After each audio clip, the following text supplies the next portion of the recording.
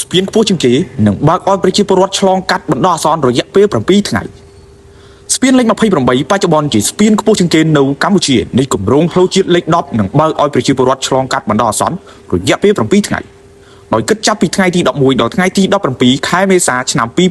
2025មុននឹងអំឡុងពេលពិធីបុណ្យចូលឆ្នាំថ្មីប្រពៃណីជាតិខ្មែរការអនុញ្ញាតនេះគឺសម្រាប់រថយន្តគ្រួសារនិងម៉ូតូចាប់ពីម៉ោង6ព្រឹកដល់ម៉ោង6ល្ងាចនិងមិនអនុញ្ញាតឲ្យយានយន្តឈប់នៅលើស្ពានជាដាច់ខាតដើម្បីធានាសុវត្ថិភាពដោយឡែកចំពោះរថយន្តដឹកអីវ៉ាន់និងរថយន្តធំត្រូវបន្តប្រើប្រាស់ផ្លូវវាងដដែល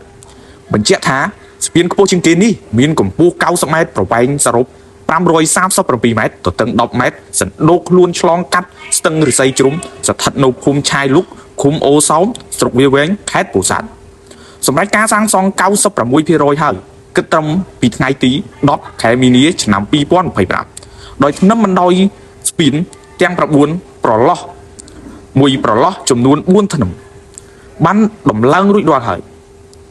កិច្ចការបន្ទាប់គឺជាដំណើរការរុះរើធានារៀបចំចាត់ចែងចាក់បេតុងថ្នឹមកាត់ទទឹងចាក់បេតុងកម្រាលរៀបចំមកកាន់ដៃនិងចាក់អេស៊ី